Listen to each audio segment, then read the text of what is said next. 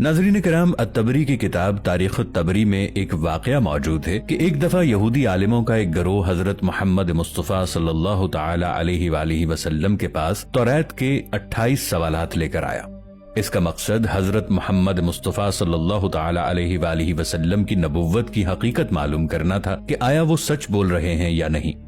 تاریخ طبری کے مطابق ان سوالوں میں سوال نمبر 7 اور سوال نمبر 8 قاف پہاڑ کے بارے میں تھے۔ الطبری کے مطابق انہوں نے آپ صلی اللہ علیہ وآلہ وسلم سے پوچھا کہ قاف پہاڑ کہاں ہے، کیوں بنایا گیا اور کتنا بڑا ہے۔ آپ صلی اللہ علیہ وآلہ وسلم نے اس سوال کا جواب کچھ یوں دیا کہ قاف پہاڑ ہماری دنیا کے گرد ایسے پھیلا ہوا ہے جیسے ایک انگلی میں انگوٹھی۔ یہ زمرد سے بنایا گیا ہے، جس سے نکلنے والی روشنی کی وجہ سے ہی ہمیں آسمان نیلا دکھائی دیتا ہے۔ اگر یہ پہاڑ نہ ہوتا تو آسمان کا رنگ ہمیں کبھی نظر نہیں آتا۔ ایک انسان کے لیے وہاں تک پہنچنا نہایت مشکل کام ہے، کیونکہ وہاں تک پہنچنے کے لیے ایک انسان کو مسلسل 4 ماہ اندھیرے میں سے گزرنا پڑے گا۔ پھر 8ویں سوال میں قاف پہاڑ میں موجود جابلقا اور جابلسا شہروں کے بارے میں پوچھا گیا، اور یہ بھی کہ وہاں کون سی مخلوق رہتی ہے، جس پر آپ صلی اللہ علیہ وآلہ وسلم نے فرمایا کہ جابلقا اور جابلسا 2 شہر ہیں، ایک مشرق میں ہے اور دوسرا مغرب میں۔ یہ دونوں شہر زمرد سے بنائے گئے ہیں اور یہ دونوں شہر قاف پہاڑ سے ملے ہوئے ہیں۔ ترکی سے تعلق رکھنے والے ایک صوفی مولانا ناظم القبروسی کے مطابق ہماری دنیا کے ارد گرد بہت ساری ایسی دنیایں ہیں جو ہم سے پوشیدہ ہیں۔ جب حضرت امام مہدی علیہ السلام تشریف لائیں گے تو وہ اکیلے نہیں ہوں گے، بلکہ اللہ ان کی مدد کے لیے قاف پہاڑ سے ایسی مخلوق کو بھیجیں گے جو اس دنیا والوں کے لیے بالکل نئی ہوگی۔ اسلامی روایات کے مطابق معراج کی رات جب حضرت محمد مصطفیٰ صلی اللہ تعالی علیہ وآلہ وسلم آسمانوں کے سفر پر تشریف لے گئے تو ایک جگہ حضرت جبرائیل علیہ السلام آپ کو ایسے مقام پر لے گئے جہاں ایک ذہین مخلوق رہتی تھی۔ وہ 2 شہروں میں رہنے والی مخلوق تھی جنہیں آپ صلی اللہ علیہ وآلہ وسلم نے اسلام کی دعوت دی اور جنہوں نے آپ صلی اللہ علیہ وآلہ وسلم کی دعوت کو قبول کیا اور اسلام لے آئے۔ پھر آپ صلی اللہ علیہ وآلہ وسلم نے ان کے درمیان ایک خلیفہ مقرر کیا اور ان کو اسلامی تعلیمات کے بارے میں تعلیم دی۔ پھر حضرت جبرائیل علیہ السلام آپ صلی اللہ علیہ وآلہ وسلم کو ایک اور قوم کی طرف لے گئے جو تاریس اور تاکل کے نام سے جانے جاتے تھے۔ آپ صلی اللہ علیہ وآلہ وسلم نے انہیں بھی اسلام کی دعوت دی، لیکن انہوں نے آپ صلی اللہ علیہ وآلہ وسلم کی دعوت کو قبول نہیں کیا۔ وہاں سے آپ صلی اللہ علیہ وآلہ وسلم حضرت جبرائیل علیہ السلام کے ساتھ یاجوج ماجوج کی طرف گئے اور آپ صلی اللہ علیہ وآلہ وسلم نے انہیں بھی اسلام کی دعوت دی، لیکن یاجوج ماجوج تاریس اور تاکل سے بھی زیادہ سرکش قوم تھی۔ انہوں نے بھی آپ صلی اللہ علیہ وآلہ وسلم کی دعوت کو قبول نہیں کیا اور آپ صلی اللہ علیہ وآلہ وسلم کو ماننے سے انکار کر دیا۔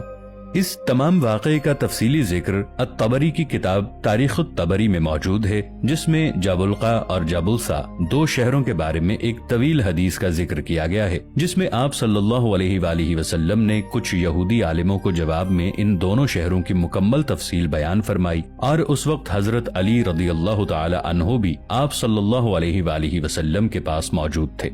حضرت علی رضی اللہ عنہ نے سوال کیا کہ یا رسول اللہ، کیا وہ دونوں شہر ہماری دنیا میں ہی موجود ہیں؟ تو آپ صلی اللہ علیہ وآلہ وسلم نے فرمایا کہ وہ دونوں شہر قاف پہاڑ کے نزدیک مکمل تاریکی میں ہیں۔ ہر شہر کا اپنا ایک قلعہ ہے جس میں ہر وقت 1000 لوگ ان شہروں کی حفاظت پر مامور رہتے ہیں، اور وہ اس لیے کیونکہ یہ دونوں شہر زمرد سے بنے ہیں۔ ان دونوں شہروں کے سب سے بڑے دشمن تاریس اور تاکل 2 سرکش قومیں ہیں جو ان دونوں شہروں میں موجود قیمتی خزانوں کو حاصل کرنا چاہتی ہیں۔ ان کے حملے کے ڈر سے ان دونوں شہروں میں موجود لوگ ہر وقت حفاظت پر ہوتے ہیں تاکہ اپنے شہروں کو ان سرکش قوموں کے حملوں سے بچا سکیں۔ ان شہروں میں بسنے والے لوگ نہ حضرت آدم علیہ السلام سے واقف ہیں اور نہ ابلیس سے۔ ان کے درمیان کوئی عورت نہیں، وہ تمام مرد ہیں۔ ان شہروں تک پہنچنا ایک انسان کے لیے بہت مشکل ہے، لیکن ہود علیہ السلام کی قوم کے 3 لوگ وہاں پہنچ گئے تھے اور وہاں پر رہے، مگر وہاں ان لوگوں پر شدید تشدد کیا گیا اور وہ وہاں سے بھاگنا چاہتے تھے لیکن بھاگ نہیں سکتے تھے۔ الطبری کے مطابق جب ان یہودیوں نے آپ صلی اللہ علیہ وآلہ وسلم کی تمام باتیں سنی تو فوراً بول اٹھے کہ آپ ہی وہ آخری نبی ہیں جن کے بارے میں حضرت موسیٰ علیہ السلام نے ہماری آسمانی کتاب میں ذکر فرمایا تھا کہ جب تم لوگ آخری پیغمبر حضرت محمد مصطفیٰ صلی اللہ تعالی علیہ وآلہ وسلم سے ملو تو انہیں میرا سلام پیش کرنا۔ अत-तबरी की किताब तारीख अत-तबरी में मौजूद इस वाक़े के बारे में मालूमात इकट्ठी की तो मालूम हुआ कि ये वाक़या सिर्फ अहले तशय्यो में मौजूद एक हदीस में मिलता है, जबकि अहले सुन्ना में इस वाक़े के बारे में कहीं कोई जिक्र नहीं मिलता। दूसरी बात यह कि अत-तबरी एक मुहद्दिस से ज्यादा एक तारीख दान तस्लीम किए जाते हैं, इसलिए अत-तबरी में मौजूद हदीस को इंतहाई गौर व फिक्र से पढ़ना जरूरी है, क्योंकि अत-तबरी के हवाले से ऐसी कई हदीस सामने आई हैं जिनके अल्फाज और रिवायात में कई लिहाज से कमजोरियां पाई गई हैं। इसके अलावा काफ पहाड़ का जिक्र सिहाह सित्ता की किसी किताब में भी मौजूद नहीं, इसलिए अहले सुन्नत के मुताबिक अत-तबरी की जिस हदीस में इन 2 शहरों का जिक्र किया गया है, इस हदीस का कोई मुस्तनद जरिया मालूम नहीं।